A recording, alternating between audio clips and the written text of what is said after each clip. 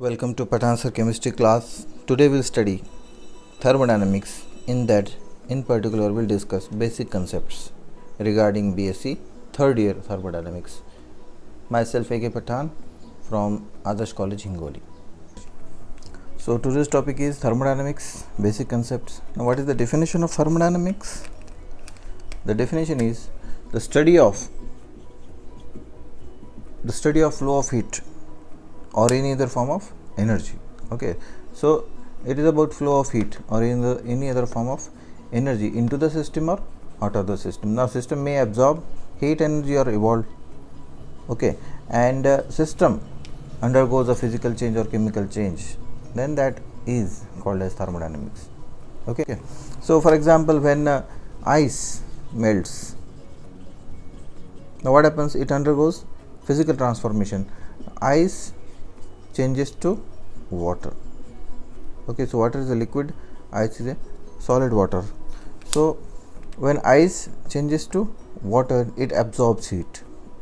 Okay, so this is physical transformation. Then the study of this system is nothing but study of thermodynamics. Okay, now let us see system, surrounding and boundary.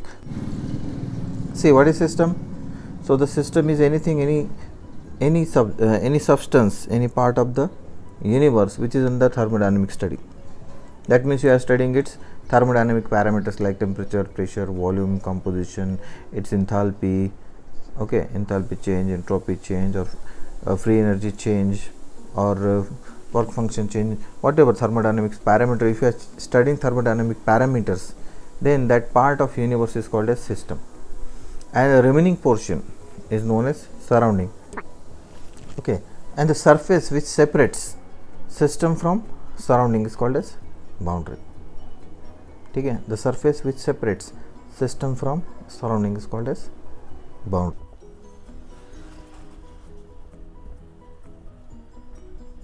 So what is homogeneous system? So when the system is uniform throughout, is called as homogeneous system. The system is uniform throughout. Okay, that means if a system have only one phase, okay, the system have only one phase, either it may be full gas phase, completely liquid phase, or it is a solid phase. If it has only one phase, then that system is homogeneous system. For example, gas, liquid and solid. Okay, now what is the phase? A phase is defined as a homogeneous, physically distinct and mechanically separable part of system. Like for example, if you have mixed water and oil. Now oil don't mix with water, water don't mix with oil. They make two different separate layers. As per depending upon density, if the density of water is high, water will be at lower side. Depending upon density, water is towards downside and oil on upside. Okay, now you can separate it by using separating funnel.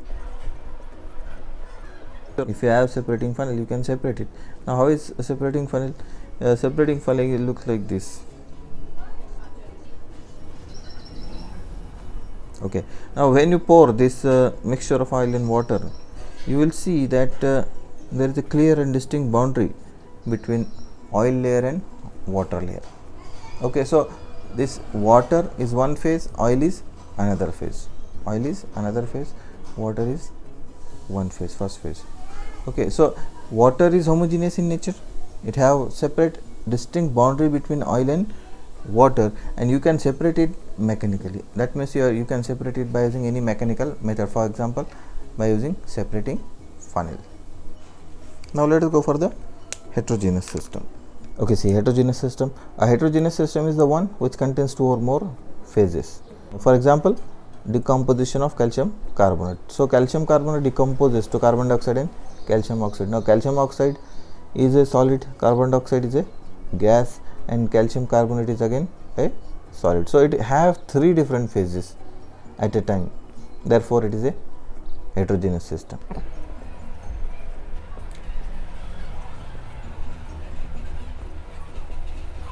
Let us go for the types of thermodynamic systems. So depending upon nature of boundary the systems are classified into three types. First is open system, then closed system,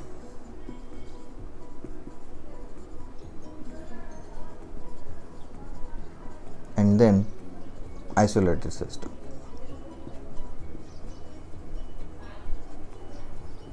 Okay, see, first is open system. What is open system? So as I said, the nature of boundary decides type of system. Now if the system in which you can exchange matter and energy with surrounding, okay, the system is known as open system. So this is an example of open system. So this is the water in a beaker. Now what happens? So when you heat by using Bunsen burner, what happens? The system absorbs heat from the surrounding and the temperature increases.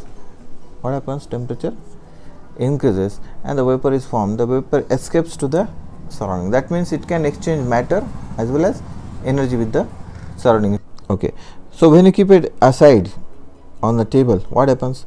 As this is a hot water, it will cool down and the energy is lost to the surrounding. Okay, so it can exchange energy and matter with the surrounding. Okay, therefore such type of system is known as open system. So let us go for the second point, that is closed system. Again same, depending upon nature of boundary, the system is decided as closed system. Now when system can interchange energy, okay, energy can be exchanged between system and surrounding, but you cannot exchange matter, okay, the system is closed. Okay, so it can only exchange energy, not matter. For example, in this case, if you have a lid on it and if you seal it, and if you have closed lid on it, then what happens? So when you heat it, it will absorb heat and the temperature of the system will rise, but vapors are formed, they don't escape the system because it is closed. Okay, when you keep it aside, when it cools down, the temperature of the beaker will decrease and the energy is lost to the surrounding. That means only energy is exchanged between system and surrounding, but the matter is not exchanged between system and surrounding. Therefore such type of systems are known as closed systems. So isolated system is a system in which boundary is both sealed and insulated. See, let us go for the third type of the system, that is isolated system. Now isolated system in which the boundary is sealed as well as insulated. As the boundary is sealed, there is no chance of interaction between system and surrounding. You cannot exchange matter with surrounding.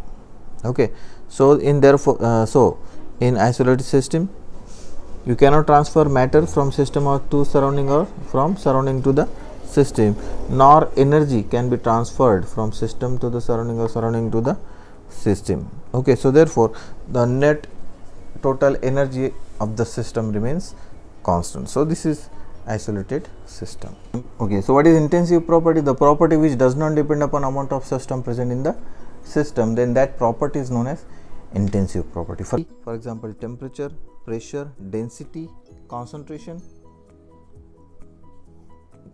These are some of the examples of intensive property. Okay, say if you have a beaker, in that beaker you have some solution, okay, and its temperature is 25 degree centigrade. Then the drop, if you take a drop of it, the drop will have same temperature of 25 degree centigrade. Another example, in another beaker you have say 0.1 normal sodium chloride solution. How much? Just 0.1 normal sodium chloride solution filled in a beaker. Now as it is a intensive property, if you take a drop of it, just drop of this solution, then that drop also have same concentration of 0.1 normal. Okay, so therefore concentration is same, intensive property. Okay, let us go for the second, extensive property. So extensive properties are the properties which depend upon amount of substance. Okay, extensive properties depend upon amount of substance. If you increase amount of substance, then the extensive property also increases. For example, mass of the substance, volume of substance, then its internal energy, its enthalpy, its entropy. They are all extensive properties. Property which depend upon amount of substance is known as extensive property. Okay, and these properties are additive in nature. For example, if I have say 100 ml of water in a beaker, okay, you have 100 ml of water in a beaker. If you add more 100 ml, okay, then what happens? The amount of its volume will rise to 100 plus 100, it will be 200 ml. So therefore, the amount of substance increases, that property also increases, then that property is extensive in nature. Its mass 100 ml, say density 1, then mass of 100 ml water is 100 gram. If you add more 100 ml pure water into it, the amount of substance changes, increases, and its mass also increases. So therefore, this mass, volume, internal energy, enthalpy and entropy change are all extensive properties. So state of system, a thermodynamic system is said to be in certain state when all its properties are fixed. These properties like pressure, temperature, volume and composition, mass of the system. Okay, if they are fixed, then system is said to be in a particular state. Okay, for example, the system is in initial state, the pressure is P1, volume is V1. So after some process, some reaction, some physical transformation, it changes to pressure P2 and volume V2. So let us go for the next point, that is equilibrium and non-equilibrium state. Okay, see, first equilibrium state, a system in which the state variables, okay, like pressure, temperature, volume, composition and mass, etc., have constant values throughout the system and they does not change with time, then that system is in state of thermodynamic equilibrium. Okay, that means if I have this system, this is as a system, then at any part of the system, if pressure towards this part, or in the center, if pressure is same throughout the system, okay, at any corner of the system or at any center of the system, the value of pressure does not vary and it does not change, then that system is in thermodynamic equilibrium. Okay, now let us go for the next point, that is non-equilibrium state. A system in which the state variables like pressure, temperature, volume, composition or mass have different values in different parts of the system, then it is said to be in a non-equilibrium state. For example, the gas is filled in a piston, and when you suddenly compress the piston and increase the pressure, what happens?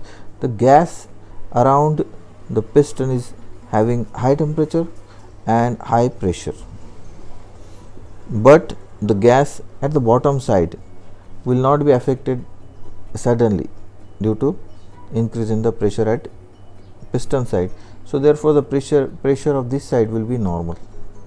Obviously, after some time it will reach to the state of equilibrium, but at this stage when you are compressing it suddenly, the part of the gas close to the piston will be hot and have high pressure, and other part will have normal pressure or low pressure, then this system is said to be in a non-equilibrium state.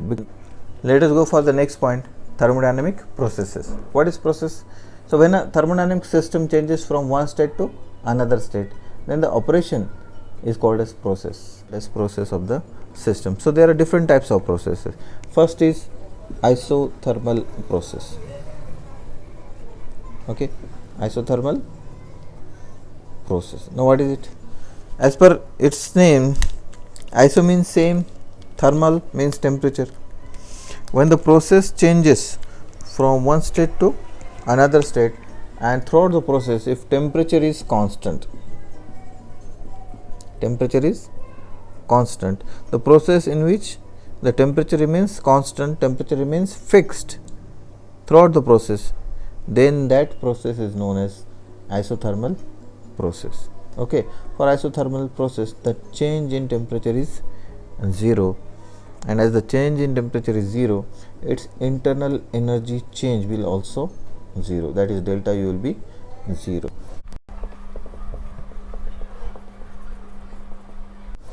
Let us go for the second point, that is adiabatic process. So the process in which no heat can flow into the system or out of the system, then that process is called as adiabatic process. So in case of adiabatic process, the change in heat is 0. So dq is equals to, let us go for the third, that is isobaric process. Those processes which takes place at constant pressure are called as isobaric process. So change in pressure is 0, so pressure is constant throughout the process. The next is isochoric process. Those processes in which the volume remains constant throughout the process is known as isochoric process. That means change in volume is 0. Okay, for isochoric process delta V is equals to 0. Okay. Now the last is cyclic process. So as name suggests, it is like cycle. That means system starts from one state and reaches to original state. Okay. So what is cyclic process? When a system in a given state goes through a number of different steps. Okay, number of different processes, and finally it returns to initial state. So this is initial state, and when it is going through different processes but it reaches to original state, then that process is called as cyclic process. That is known as cyclic process. See, the system have started itself from the point A and it changes to point B, then point C, then point D, but returns back to point A, then that process is known as cyclic process. Now nature of heat and work. So what is work? So work is a mechanical work which is defined as work is equals to force into distance. Okay, so force is F, distance is L. Now work is a kind of energy, so its units are same. Units are ergs or joule, and 1 joule related with the erg as 10 to the power 7 erg, or 1 erg is equals to 10 to the power minus 7 joule. So that is nature of work. So what is heat? So when we touch something and we feel hotness, that means we are feeling heat. Now unit of heat are calories. Okay, as it is a kind of energy, its units are also joule and erg. SI units are joule, and we know that 1 joule is equals to 0.2390 calories, or 1 calorie is equals to 4.184 joules. So sign convention for work and heat. So first, sign convention of heat. Now in general, the common sense is if you add it, that means heat is absorbed or heat is gained by body. Heat is gained by body or heat is gained by system, then it is positive. Obviously heat will be come from the surrounding to system. Okay, heat is coming from surrounding to the system, then it is positive. And reverse of it, if system is losing heat to the surrounding, then it will be negative. So positive when heat enters into the system and negative when heat leave the system. Okay. Now nature of work. So there are same two possibilities. First, positive work, another is negative work. See, for example, this is your piston. Okay. Now what happens? If the surroundings air is compressing it, so if you compress that piston towards downside, okay, that means surrounding is working on the system. Surrounding is giving pressure and you are showing it is showing a work of compression, then work is done by the surrounding on system. Okay, see, work done by surrounding on system, work is done by surrounding on system, and it compresses, the pressure is increasing, heat is evolved, then that work is positive. And if the system is opposing it and showing system is opposing it, and it is opposing the incoming piston, and it is showing the work of expansion, system is expanding it, then work is done by the system, work done by the system on, obviously on surrounding. Then energy is lost by the system because it is doing work, then it is negative.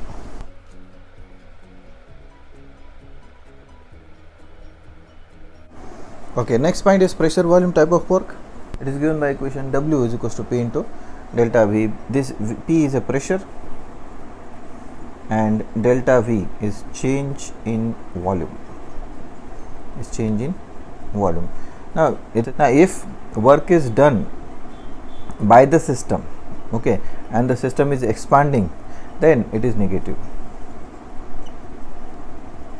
Okay, work is done by the system, it is negative. Okay, and if work is done on the system, so work is positive, and it is W is equals to P into delta V. This is for compression. Work is done for compression. So work done by compression is positive, and work done by the expansion is negative.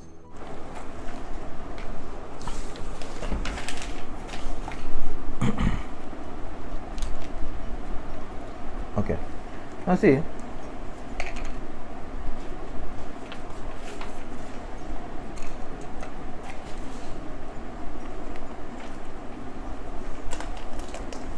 okay, so directly, if work is done in if work is done in reversible manners,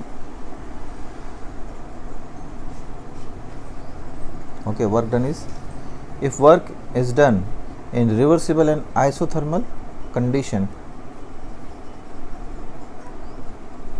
then it is given by equation W is equals to 2.303 minus 2.303 RT or nRT into log of V2 by V1 into log of V2 by V1, okay, for the expansion purpose. Okay, so when work is done in reversible and isothermal condition, the work done is given by equation W is equals to minus 2.303 nRT into log of V2 by V1. Negative sign indicates that it is a expansion process, and V1 is the initial volume, V2 is a final value. Let us go for the next point, that is internal energy. Now internal energy is denoted by symbol U. Okay, now what is internal energy? So all kind of energies, including kinetic energy, potential energy, okay, energy due to rotation, energy due to vibration, or energy due to translational motion, okay, energies due to bond formation, okay, consisted of internal energy. Okay, so total sum of all possible kinds of energies, so the total of all the possible kinds of energy of the system is called as internal energy. Okay, now it is directly proportional to absolute temperature. Internal energy is directly proportional to absolute temperature or temperature in degree Kelvin. Okay, and it is denoted by symbol U. Now if in the initial state the internal energy is U1, and if U2 is the internal energy at final state. Then change in internal energy delta U is given by equation delta U is equals to U2 minus U1. ठीक है. Then units, as it is energy, units are same. You can count.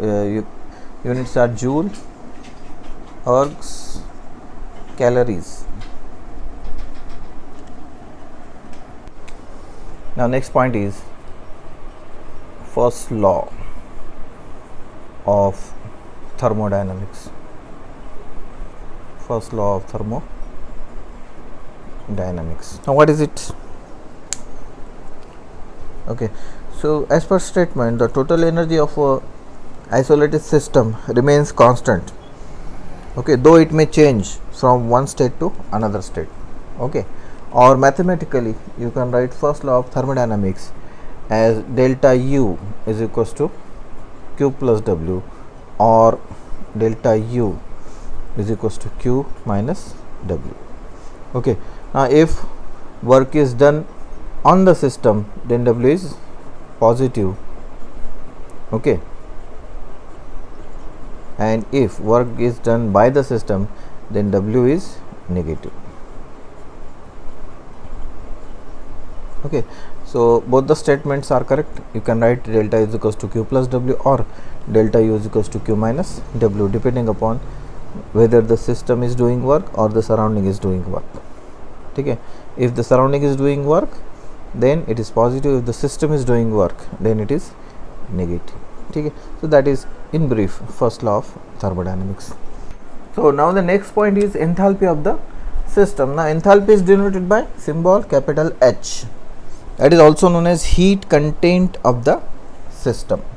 Okay, now it is defined as the total heat content of the system at constant pressure, and it is equivalent to internal energy and pressure volume type of work. And mathematically you can write H as H is equals to U plus PV. Okay, the pressure must be constant. That means all total heat content of the system including work done plus internal energy. So summation of internal energy and all pressure volume type of work is equals to enthalpy of the system. It is denoted by symbol H, as internal energy is a state function, pressure and volume both are state function, so enthalpy is also a state function.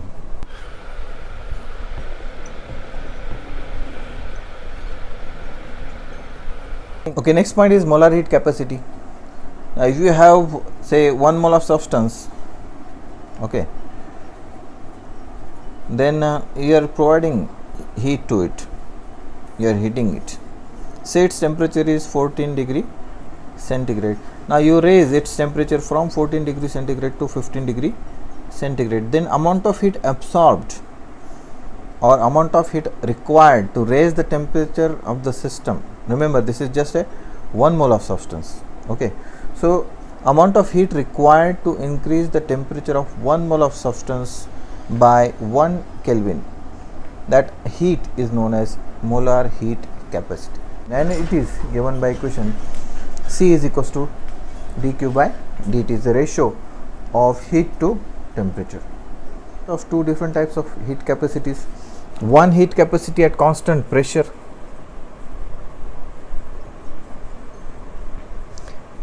then that is denoted as Cp, and another heat capacity at constant volume,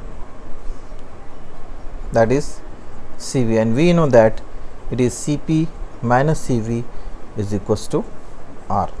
R is a universal gas constant. Okay, see what is Cp?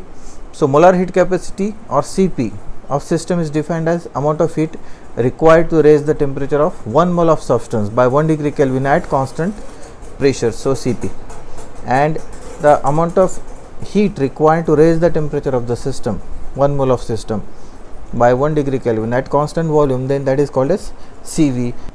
Okay, let us go for the next point, that is called as entropy, which is denoted by symbol capital S. Now entropy is defined as it is a measure of randomness or disorder of the system. It is denoted by symbol capital S.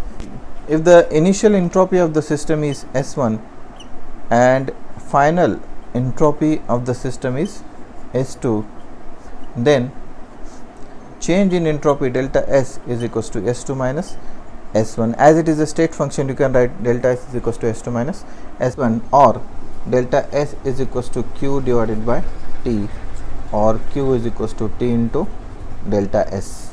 For infinitesimally small quantities, you can write dq is equals to T into ds. Okay, so this is entropy. So what are the units of entropy? So units are energy in the terms of joule and temperature in Kelvin. So joules per degree Kelvin is a unit of entropy. If you are taking for a single mole, 1 mole of substance, then you can give units as joules per degree Kelvin per mole.